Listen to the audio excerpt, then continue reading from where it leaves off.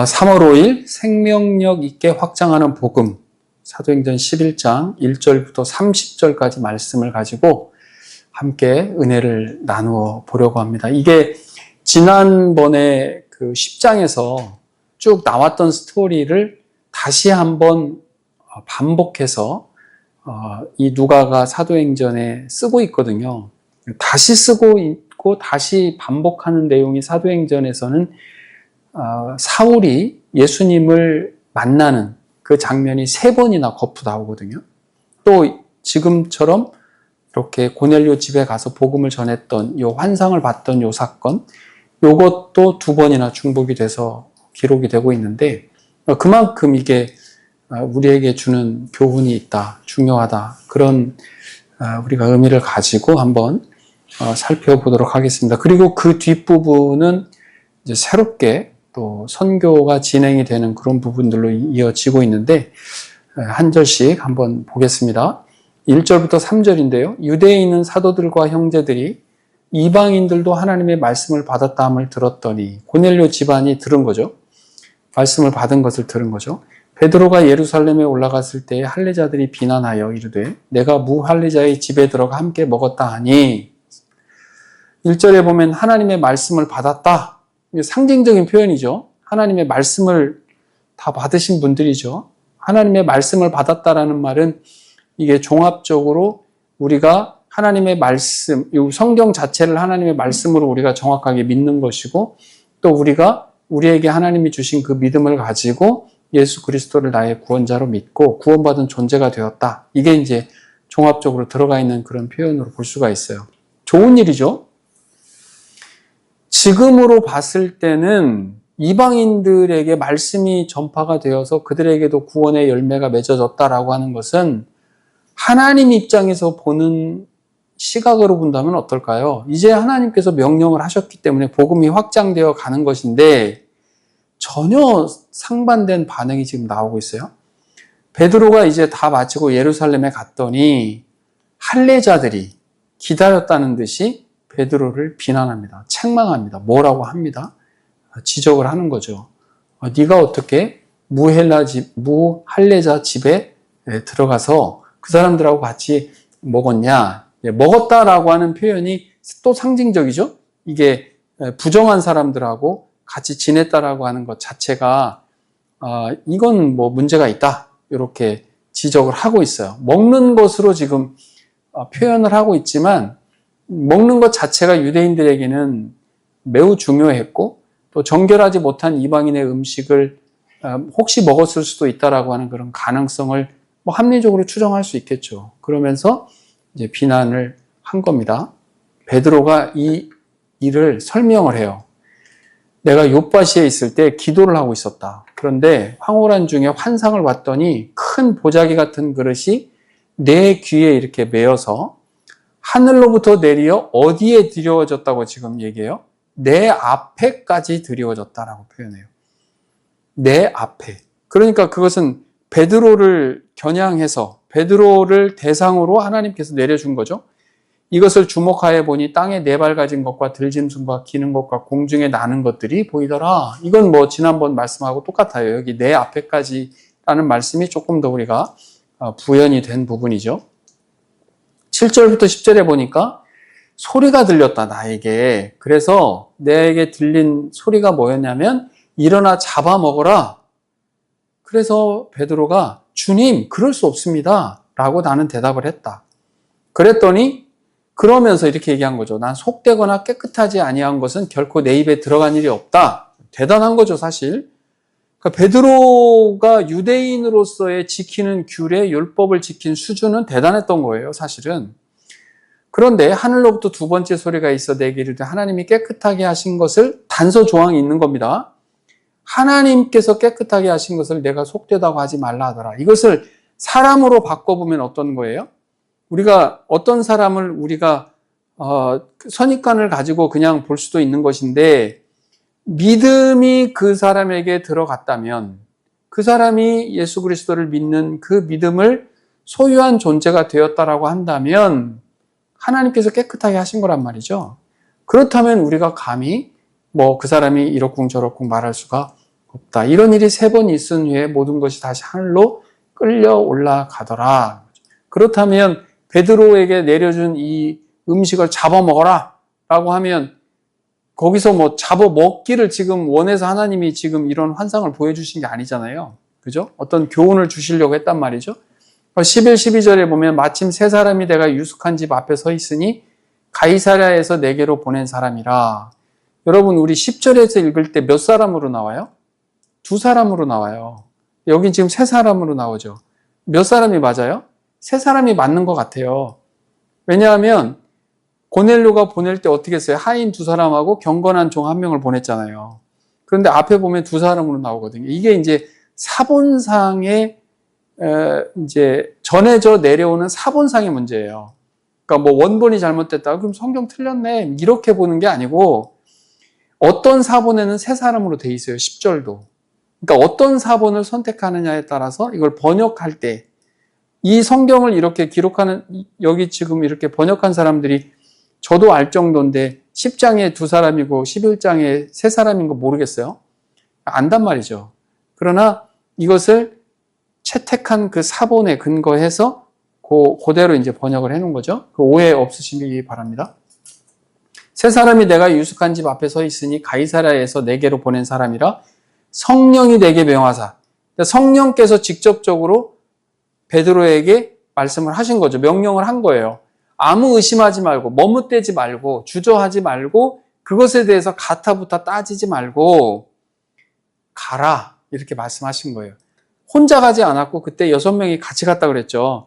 10장에서는 여러 형제라고 얘기 나오는데 여기서는 6명이다라고 확실하게 그 숫자를 얘기를 해줍니다. 그래서 그 사람 집에 들어가니 고넬료라는 표현을 쓰지 않고 그 사람의 집으로 들어갔다라고 표현해요. 이게 이제 좀 다른 면이죠. 13, 14절에 보니까 그가 우리에게 말하기를 그가 누구예요? 고넬료죠. 고넬료가 말해요. 천사가 내 집에 서서 말하되 그때가 오후 3시쯤이라고 그랬죠. 맑을 때. 그때 뭐 할 때였다고 그랬어요? 이 사람도 기도할 때라고 그랬죠. 네가 사람을 요바에 보내어 베드로라는 시몬을 청해라 라고 지시를 받았어요. 그런데 10장에 나오지 않는 정말 귀한 말씀이 여기 있죠. 베드로가 와서 너는 고넬료예요. 내 온 집이 구원받을 말씀을 내게 이르리라 라고 이미 얘기를 한 거죠. 그러니까 고넬료는 들었어요. 그때 10장에서는 말하지 않았지만 그래서 고넬료 입장에서는 내 온 집이 자신의 온 집이 구원받을 말씀을 베드로가 와서 전해줄 것이다. 그러면 어떤 느낌이겠어요? 한 명이라도 빠지면 안 된다. 다 모여라. 라고 해서 온 가족이 같이 말씀을 들을 준비를 하고 있었던 거죠. 우리 여호수아서에서 볼 때도 나왔죠. 3장에 보면 그 기생 라합이 자기 온 집을 살리려고 애쓰잖아요. 그러니까 우리가 신앙을 하나님께서는 온 가족을 한꺼번에 다 신앙을 주는 경우가 되면 좋겠죠. 그렇지만 이 집 같은 경우에도 지금 누구를 시작으로 해서 온 집이 다 구원받도록 지금 이거 절차를 갖고 가는 거예요. 고넬료를 통해서 하는 거예요. 그래서 우리가 한 가정, 온 가정이 다 그리스도를 믿고 그리스도의 가정이 된다, 구원을 얻는다라고 하는 것은 최고의 상태죠. 예, 가장 좋은 상태.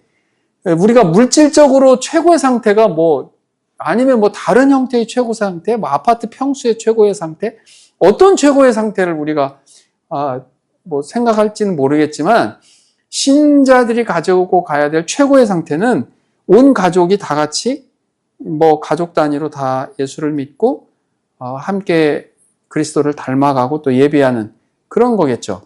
자, 그렇게 해서 이 말을 듣고 와서 베드로가 15, 16절에 얘기를 한 거예요. 말을 시작할 때 이거 굉장히 중요한 부분입니다. 성령은 어떤 때 역사하는 거예요? 말씀이 선포될 때, 여러 차례 말씀을 드렸지만 성경은 성령께서 쓰게 하셨잖아요. 그러니까 하나님의 말씀이 선포될 때 성령 하나님께서 가만히 있지 않아요. 성령 하나님께서 역사한단 말이에요. 여기서도 마찬가지죠. 성령이 그들에게 임하시기를 처음 우리에게 하신 것과 같이 하는지라. 깜짝 놀랐어요. 처음 베드로와 베드로의 그 형제들에게 임했다라고 하는 것이 뭘 얘기하는 거예요? 오순절 얘기하는 거죠.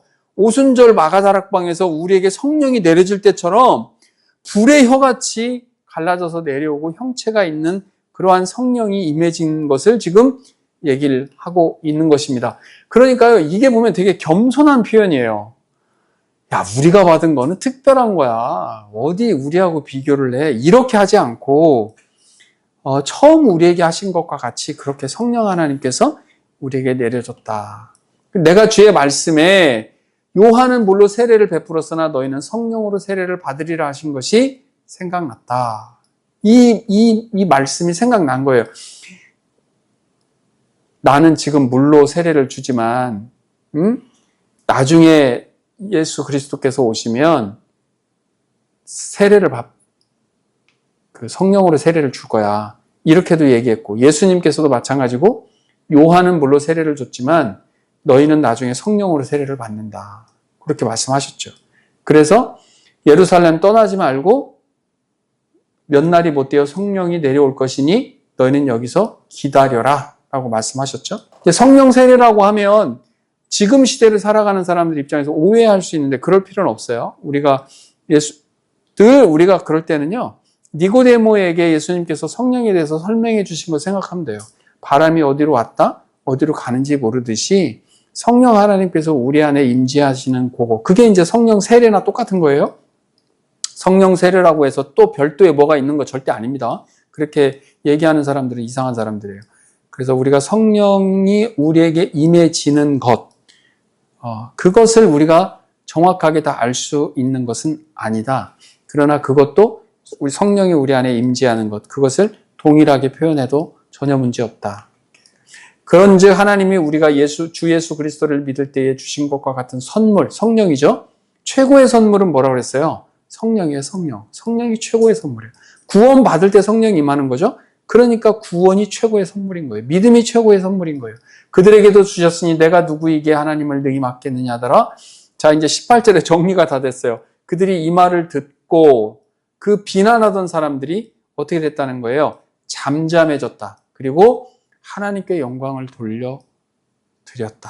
이르되 그러면 하나님께서 이방인에게도 생명 얻는 회개를 주셨도다 하니라. 자, 이제 이방인이라는 구분이 필요 없어졌다. 이제 적어도 하나님 나라, 예수 공동체에서는 무슨 이방인이니 아니니 뭐 이런 거 전혀 필요 없다라고 우리가 볼 수 있어요.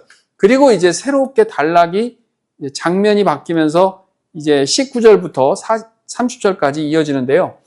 그때 스데반의 일로 일어나는 환란으로 말미암아 흩어진 자들이 베니게, 구브로, 안디옥까지 이르러 유대인에게만 말씀을 전하는 그 중에 구브로와 구레네 몇 사람이 안디옥에 이르러 헬라인에게도 말하여 주 예수를 전파하니 주의 손이 그들과 함께 하시며 수많은 사람들이 믿고 주께 돌아오더라. 여기 지도 보면요, 구레네가 있고 지금 예루살렘이 있고 베니게가 있고 구브로 섬이 있죠. 저 위에 다소도 있고 안디옥도 있고요. 자, 이게 아주 깔끔하면서도 쉽게 표현되어 있는 지도예요. 어떻게 갔다는 거예요? 구브로, 안디옥, 베니게, 요렇게 환란을 받았던 사람들. 스데반의 환란을 받고 쫓겨나고 다 흩어질 때는 얼마나 슬펐겠어요. 그렇죠? 얼마나 자기의 있었던 곳을 떠나야 되는 사람들이기 때문에, 물론 대부분 다 헬라파 유대인으로 보고 있어요. 히브리파 유대인이 있고 헬라파 유대인이 있다고 그랬죠? 헬라파 유대인은 디아스포라, 헬라 지역에 흩어져 살던 사람들이 와서 그렇게 함께 예수 공동체를 만든 사람들이 헬라파 유대인이고, 히브리파는 원래 거기에서 살던 사람들이겠죠. 그래서 말씀을 헬라인에게도 말하여 주 예수를 전파했다. 이게 되게 중요하죠. 19절에서는 유대인에게만 말씀을 전하다가 그 중에 이 구브로, 그 다음에 구레네, 이런 몇 사람이 안디옥에 가서 헬라 사람들, 이방인에게까지 지금 복음을 전하고 있는 그 말씀이죠. 그런데 21절에 주의 손이 그들과 함께 하시매, 여기서 왜 주의 손이라고 표현했을까? 이것은 놀라운 역사예요. 놀라운 역사 같은 거. 주의 손이라고 하는 표현이 나왔던 게 언제 나오냐면 창세기에서 보면 요셉에게 주의 손이 함께했다, 주의 손이 함께했다 이렇게 많이 표현하거든요. 놀라운 역사가 일어나면서 수많은 사람들이 믿고 주께 돌아오더라. 어느 정도 많은 사람들이면 수많은 사람들이라고 했을까? 그리고 이제 뒤에 이 수많은 사람들이 또 이제 하나님의 말씀을 배우는 장면들이 나오거든요. 주님께 돌아온 거죠. 그리고 22, 24절에 보니까 예루살렘 교회가 이 사람들의 소문을 들었어요. 그래서 바나바를 안디옥까지 보내요. 바나바. 왜 바나바를 보냈을까? 그가 이르러 하나님의 은혜를 보고, 은혜가 보였대요. 저도 사실은 우리 교회 은혜를 본다고 표현하면 여러분들이 어떻게 생각할지 모르겠는데, 은혜가 저는, 와, 정말 은혜롭구나. 이게 보인단 말이에요. 하나님의 그 보이지 않는 은혜, 보이는 은혜가 이제 이 바나바에게도 이제 고백이 된 거죠. 기뻐요. 모든 사람에게 굳건한 마음으로 주와 함께 머물러 있으라고 하나니. 굳건한 마음. 흔들릴 수 있어요, 없어요? 있다는 거예요. 흔들릴 수 있는 상황이에요. 그렇기 때문에 한 번 믿음, 그것을 중간에 뭐 잊어버리거나 흘려가게 하거나 이렇게 하지 말고 굳건하게 해라. 굳건하게 해라고 이제 가르쳐 주는 거죠. 그러면서 주와 함께 머물러 있으라. 머무르다는 게 주님이 우리와 임재하며 주님과 교제하며 주님과 함께하는 그런 거죠. 그런데 바나바에 대해서 얘기를 해주는 거예요. 착한 사람이요. 착한 사람, 선한 사람이에요. 선한 것은 무슨 우리가 어떻게 표현했었어요? 다른 사람을 유익하게 하는 거죠. 그것을 우리가 일반적으로 쉽게 설명한다면 다른 사람을 매우 유익하게 하는 사람이고 성령과 믿음이 충만한 사람이라. 인격적으로, 믿음적으로 굉장히 좋은 그런 어떤 샘플과 같은 그런 사람이에요. 이에 큰 무리가 주께 더하여 지더라. 그렇게 나오고 있습니다. 그런데요, 여러분, 이 바나바가 사도행전에 지금 몇 군데가 나와요. 그런데 4장에 보면 4장 36절에 뭐라고 나오냐면 구브로에서 난 레위족 사람이 있으니 이름은 요셉이라 사람들이 일컬어 바나바라. 그러니까 이 사람이 지금 어디 사람이라는 거예요? 구브로 사람이라는 거예요. 근데 지금 우리가 아까 봤던 내용에 보면 구브로에서 온 사람들이 오잖아요.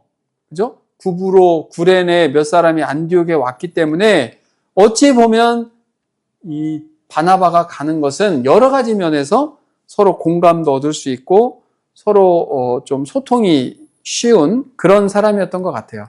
자, 여기서 장면이 또 바뀌어요. 하나는 환난 때문에 다 흩어졌던 사람들이 가만히 있지 않고 그 자신들이 그것 때문에 환난을 받고 다 흩어졌는데 그 예수의 복음을 각 지역에 다니면서 가만히 있지 않고 유대인들에게 전하고 헬라인에게까지, 이방인에게까지 담대하게 전하는 정말 어찌 보면 감동적인 모습인 거예요. 거기에 그냥 위축되거나 완전히 그냥 쪼그라들어가지고 아유 이제 뭐 이렇게 체념하는 것이 아니라 그렇게 환난을 받고 다 쫓겨난 그런 상황에서도 다 흩어져 있는 그런 상황에서도 오히려 그 복음을 담대하게 전해서 오히려 이제 예루살렘 교회에서 바나바라고 하는 출중한 인물을 안디옥에 보내서 거기를 조직화하고 또 정리정돈을 할 수 있도록 그렇게 큰 무리들이기 때문에 그냥 놔둘 수 없잖아요. 그렇기 때문에 어떤 교회의 형태가 갖춰지도록 그런 사람들을 도왔던 지도적으로 도운 거죠. 지도하면서 도와주는 그런 리더십을 발휘하는 모습을 보여줬고 그랬던 바나바가 다른 행처가 보이는 게 25, 26절이에요. 바나바가 사울을 찾으러 다소에 가서 자 보세요. 여기 지금 안디옥에서 지금 그런 일이 일어나지고 있잖아요. 근데 이 안디옥에서 다소까지 한 8일 정도 열심히 걸어가야 되는 거리라고 해요. 그런데 뭐 연락이 되기를 하겠어요? 뭘 하겠어요? 가서 찾아야 되잖아요. 다소에 가서. 그래서 다소에 사울을 찾으러 이런 표현이 나오죠. 찾으러 다소에 갔어요. 그러니까 정말 귀한 일꾼, 하나님의 부르심을 받은 일꾼일 경우에 바나바는 필요하니까 동역자적인 개념으로 찾으러 간 거죠. 그러니까 찾아야 되는 거죠. 우리도 찾으러 가서 만났어요. 안디옥으로 데리고 왔어요.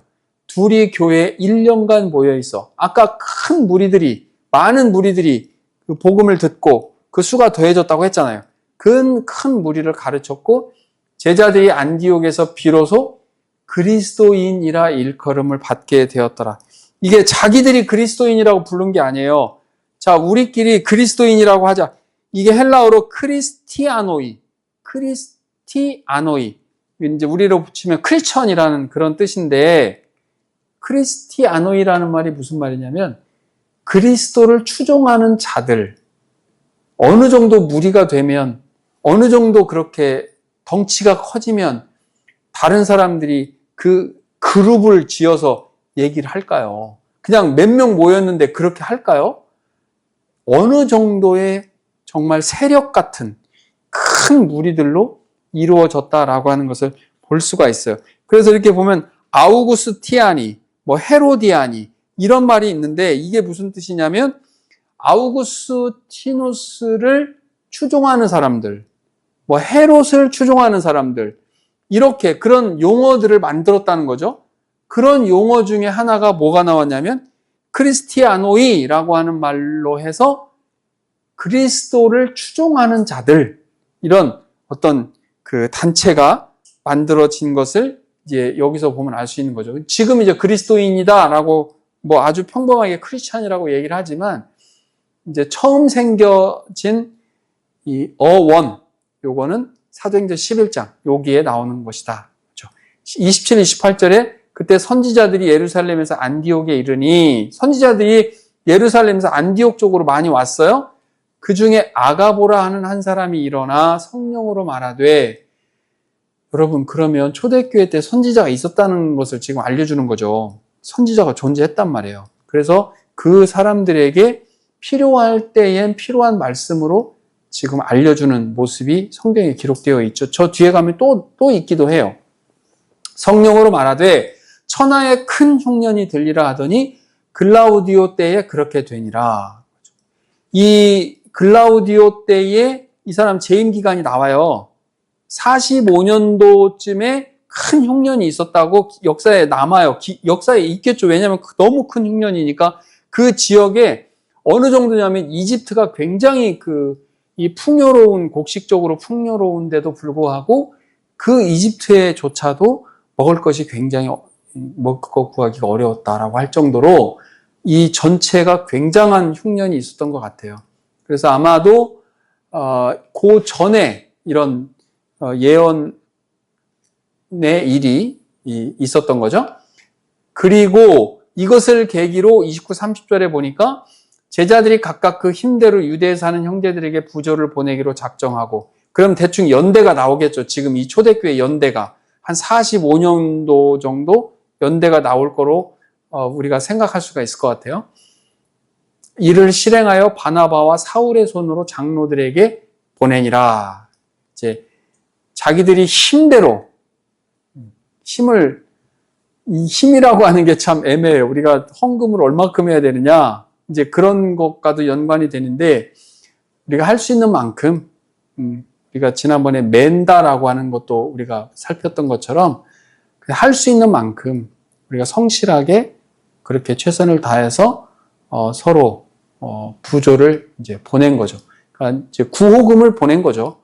보내서 이제는 오히려 어떻게 보면 예루살렘을 좀 도와주는 그런 일이 된 거죠. 이를 실행하여 바나바와 사울의 손으로 장로들에게 보내니라. 그러니까 이제 이렇게 보면 사울 같은 경우에도 예루살렘에 있을 때 유대인들이 사울을 막 죽이려고 그랬잖아요. 그래서 다소로 피했단 말이에요. 피하기도 하고 그쪽으로 가서 이제 그쪽에 선교 사역을 했겠죠.